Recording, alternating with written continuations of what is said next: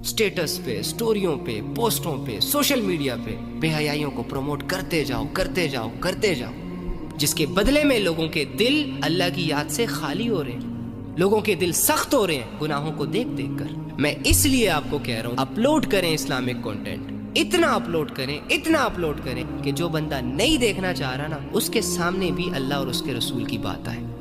Doesn't matter آپ کو کوئی اپریشیٹ کرتا ہے یا نہیں کرتا، آپ کو ویلیوز دی جاتی ہیں یا نہیں دی جاتی۔ شیئر کریں اسلامک کنٹینٹ، جس کی جو بات اچھی لگتی ہے لگائیں اسے واٹس ایپ اسٹیٹس پہ، لگائیں اسے اپنے اکاؤنٹس پہ۔ اگر آپ بول نہیں سکتے تو بولنے والوں کا ساتھ دیں، آپ کے اندر جو بھی سکل ہے اسے پالش کریں اور اسے اسلام پر لگائیں۔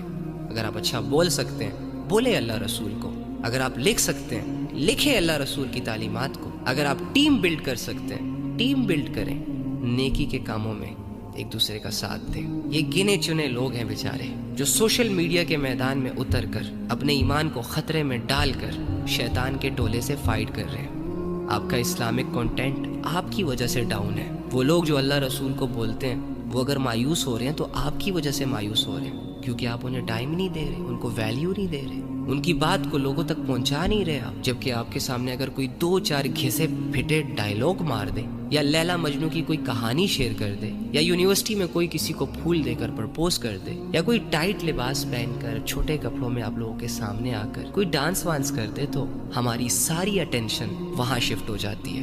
ایک سیکنڈ کے لیے تو ہم یہ بھول ہی جاتے ہیں کہ ہم مسلمان ہیں۔